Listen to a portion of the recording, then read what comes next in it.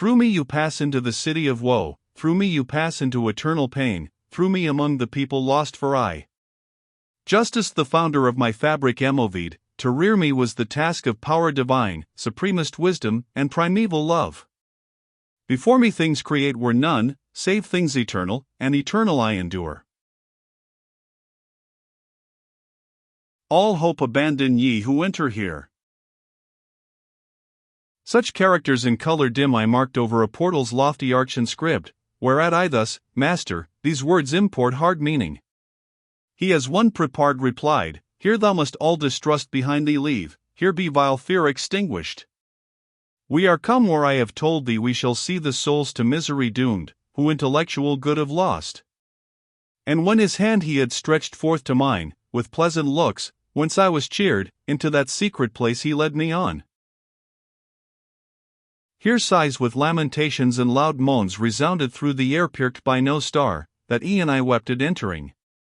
Various tongues, horrible languages, outcries of woe, accents of anger, voices deep and hoarse, with hands together smote that swelled the sounds, made up a tumult, that forever whirls round through that air with solid darkness stained, like to the sand that in the whirlwind flies. I then, with error yet encompassed, cried, O Master! What is this I hear? What race are these, who seem so overcome with woe? He thus to me, This miserable fate suffer the wretched souls of those, who lived without or praise or blame, with that ill band of angels mixed, who nor rebellious proved nor yet were true to God, but for themselves were only. From his bounds heaven drove them forth, not to impair his luster, nor the depth of hell receives them, lest accursed tribe should glory thence with exultation vain. I then, Master! What doth aggrieve them thus, that they lament so loud? He straight replied, That will I tell thee briefly. These of death no hope may entertain, and their blind life so meanly passes, that all other lots they envy. Fame of them the world hath none, nor suffers, mercy and justice scorn them both. Speak not of them, but look, and pass them by. And I, who straightway looked, beheld a flag, which whirling ran around so rapidly, that it no pause obtained, and following came such a long train of spirits, I should ne'er have thought, that death so many had despoiled. When some of these I recognized, I saw and knew the shade of him, who to base fear yielding, abjured his high estate. Forthwith I understood for certain this the tribe of those ill spirits both to God displeasing and to his foes. These wretches, who ne'er lived, went on in nakedness, and sorely stung by wasps and hornets, which bedewed their cheeks with blood, that mixed with tears dropped to their feet, and by disgustful worms was gathered there. Then looking farther onwards I beheld a throng upon the shore of a great stream, whereat I thus, Sir! Grant me now to know whom here we view, and whence impelled they seem so eager to pass o'er, as I discern through the blear light? He thus to me in few, This shalt thou know, soon as our steps arrive beside the woeful tide of Acheron. Then with eyes downward cast and filled with shame, fearing my words offensive to his ear, till we had reached the river, I from speech abstained. And lo! Toward us in a bark comes on an old man hoary white with eld. Crying, Woe to you wicked spirits! Hope not ever to see the sky again. I come to take you to the other shore across, into eternal darkness, there to dwell in fierce heat and in ice. And thou, who there standest, life spirit, get thee hence, and leave these who are dead.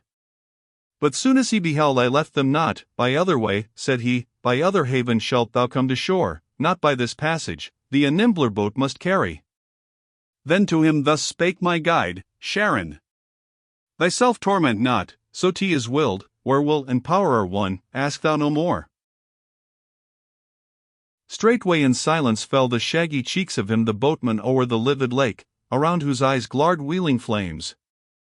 Meanwhile those spirits, faint and naked, color-changed, and gnashed their teeth, soon as the cruel words they heard.